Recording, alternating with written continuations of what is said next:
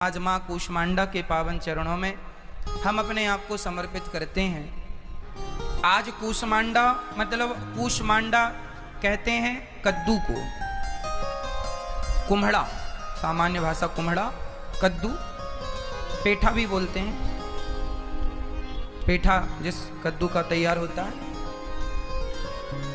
आज के दिन माँ को बलि चढ़ती है, काहे की? कद्दू की। हमारी माँ को, उनको कद्दू पसंद है, कद्दू चढ़ना, तो लोगों ने उसकी परिभाषा ही बदल दी। आज माँ को लोग कद्दू ना चढ़ा के बकरा चढ़ाते हैं। उनको लगता है बलि का अर्थ ये है कि बकरा काटो, ये बलि नहीं है। बलि का अर्थ है माँ को चौथे दिन कूष्मांडा कहा गया है, उसका अर्थ है माँ भगवती को बलि। कौन सी बलि?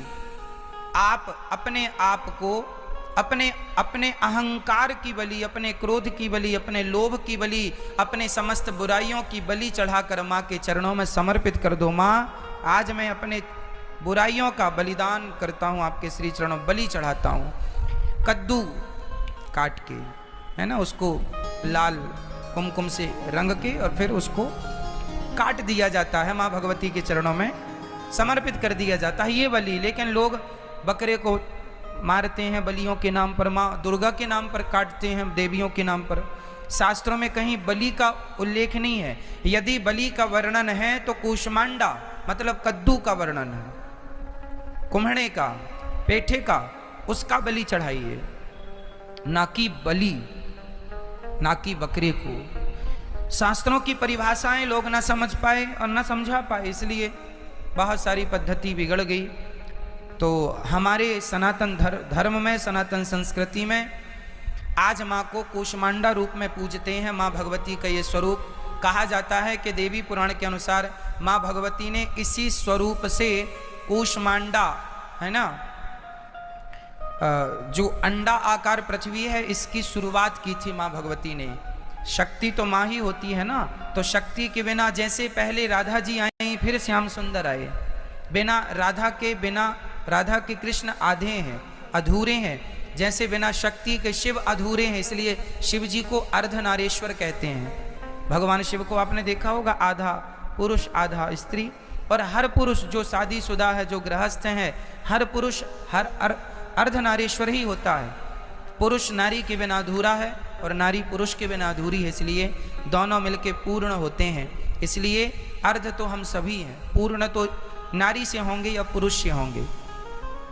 तो माँ भगवती ने सृष्टि को उत्पन्न करने की शक्ति देने वाली ब्रह्मा जी को आज माँ भगवती है। भगवती मतलब साक्षात माँ लक्ष्मी, जिन्हें श्री कहते हैं। तो माँ भगवती हम सबको सृष्टि उत्पन्न करने की शक्ति दें। सृष्टि केवल ब्रह्मा जी उत्पन्न नहीं करते, आप लोग भी अपनी संतति उत्पन्न करते हैं, अपना भी घर बनाते हैं, आप भी अपने लिए व्यवस्थाएं संजोते हैं, वो भी एक सृष्टि ही है, छोटी सी आपके हिसाब की। तो उस शक्ति को करने की शक्ति कौन देगी? शक्ति नाम ही शक्ति मतलब दुर्गा, मतलब कूष्मांडा। तो माँ भगवती जिनकी शक्ति से हम ये संसार को आगे बढ़ाएं, वो शक्ति है भगवती, है माँ लक्ष्मी। आप कूष्मांडा बन के हमें वो शक्ति प्रदान करें, जिससे हम संसार को आगे बढ़ाएं, हम अपनी संतति को आगे बढ़ाएं। इसलिए कूष्मांडा स्वरूप का आज पूजन होता है। हमारी माँ, हमारे वेद अहिंसा ही परमो धर्म की बात करते हैं। हमारे यहाँ किसी की हत्या नहीं की जाती। आज मुझे कोई भाई ने कागज में लिख कर दिया कि महाराज जी, हमारे यहाँ जब किसी बच्चे का जन्म होता है तो 12वें दिन, और कोई मर जाता है तो 13वें दिन मछली चावल खाने की परंपरा बनाए हैं। 13 में मछली चावल खाते हैं। आप में से किसी के यहाँ ये परंपरा है क्या? कोई भी परंपरा आप विचार करके देखिए। नंद बाबा ने इंद्र की पूजा करते थे, उनके पूर्वजों से पूजा चली आ रही थी। भगवान श्री कृष्ण ने कहा कि ये पूजा गलत है, आप गोवर्धन की पूजा करिए। इंद्र की पूजा बंद करा के भगवान श्री कृष्ण ने गिरिराज जी की पूजा कराई थी ना। उसी प्रकार अपने स्वाद के लिए, अपने स्वार्थ के लिए किसी जीव की हत्या करना कहीं जायज नहीं है, कहीं नहीं लिखा। इसलिए ये गलत परंपराएं तुरंत इन्हें खत्म की जाएं। और ना तो मछली, और बात क्या है, जो लोग मछली और अंडा और बकरा खाने के आदी थे ना, उन लोगों को लगा अब ये खाने को कैसे मिलेगा, तो उनने एक झूठी परंपरा नाम दे दिया। एक पत्नी थी और एक पति थे। परंपराएं कहां से शुरू हुई और कैसी शुरू हुई वो जरा सुनिएगा। एक पति पत्नी थे, दोनों अंधे थे। दोनों का एक बेटा हुआ। बेटा बड़ा अच्छा था, उसकी आंखें थीं। अब जब एक दिन पत्नी भोजन बनाए, वो अंधी पत्नी, फिर भी आदमी ना भले अंधा हो पर अपने घर में रहता रहता घर के तौर तरीके सीख लेता, कहाँ बाथरूम है, कहाँ रसोई है, कहाँ आटा है, कहाँ दाल है, वो सब तो उनको आदत थी। तो वो अपना रोज महिला जो अंधी थी वो आटा गूंथे और रोटी बनाए। एक दिन उसके चौका में, चौका मतलब रसोई, एक दिन उसकी रसोई में बिल्ली आ गई और बिल्ली आई तो सारा दूध पी गई। अब उसने कहा सुनो जी, अपने अंधे पति को बुलाया, यहाँ आओ, ये बिल्ली आती है, हम तो दोनों अंधे हैं, पता नहीं कब आ जाती है कब पी जाती है, और ये यहाँ आके बड़ा परेशान करती है। सुनो, जब तक हम भोजन बनाए ना तब तक आप यहाँ बैठे ये लाठी पटकते रहना। तो उसने एक फटा सा बांस दे दिया, वो रसोई में ऐसे फट फट फट पटकता रहा अंधा, इसलिए क्योंकि वो देख तो सकता नहीं था, तो अब बिल्ली आएगी नहीं क्योंकि आवाज है। तो उसने बिल्ली के लिए फटा बांस पटकना शुरू कर दिया।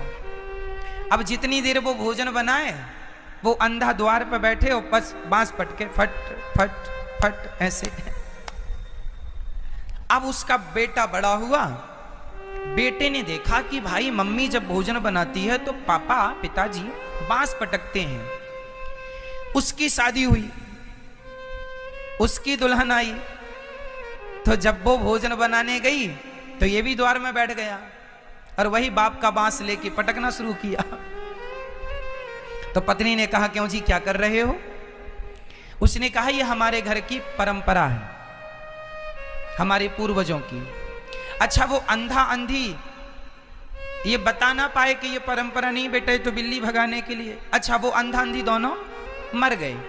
अब जब मर गए तो ये बेटा वो परंपरा फॉलो कर रहा है। पत्नी रोज जब भोजन बनाए तो ये अपना काम धाम छोड़ के द्वार पर बैठा रहा, उसको लगे हमारी ये परंपरा है, इससे हम लोग सुरक्षित रहेंगे, नहीं बजाएंगे तो कहीं देवी देवता नाराज ना हो जाएं। अब देखो मन की कल्पनाएं चालू हो गई। अब वो उसका बेटा हुआ, तो फिर उसने बैठ के बताया सुनो, जब तुम्हारा शादी हो और पत्नी आवे तो जब भोजन बनाए तो भले तुम 10 मिनट पर यहाँ ये बांस फटा वाला है, ये पूर्वजों से चला रहा, ये बजाना, ये पटकना फट फट ऐसे। अब बताओ, उन्होंने तो किया था कि बिल्ली ना आए, लेकिन इन्होंने उसे परंपरा मान लिया। उसी तरह आपके पूर्वजों में कुछ लोगों को मांस खाने की आदत ज्यादा थी, तो उनने मांस खाने का बहाना ढूंढ लिया कि शादी विवाह में एक परंपरा बना दो कि ये तो खाना ही पड़ेगा, इसी बहाने उन लोगों को खाने को मिल जाता है, और वो परंपरा के नाम पे आप लोग सदा चलाते चले आ रहे हैं क्योंकि आपको लगता पूर्वजों की है। अरे एक जो गलत परंपराएं हैं जिनका कोई साइंटिफिक रीजन नहीं है, वो गलत परंपराएं हमें बंद करनी चाहिए। हमारे शास्त्र पूरे साइंस की कसौटी में खरे उतरते हैं। जहां साइंस काम कर जाए वो हमारा धर्म है, बिना साइंस के धर्म हमारा नहीं है। हर बात हमारे सनातन धर्म की साइंटिफिक होती है, साइंस से मैच करती है। हर बात का मैं उत्तर साइंस के ढंग से आपको दे सकता हूं। बकरे मारने का कोई तर्क नहीं, किसी की हत्या अपने स्वाद के लिए, अपने स्वार्थ के लिए करना ये ठीक नहीं है। तो समझ में आए गलत परंपराएं कहां से चालू होती हैं। इसका एक दूसरा उदाहरण भी है। एक गुरुजी थे, गुरुजी का एक चेला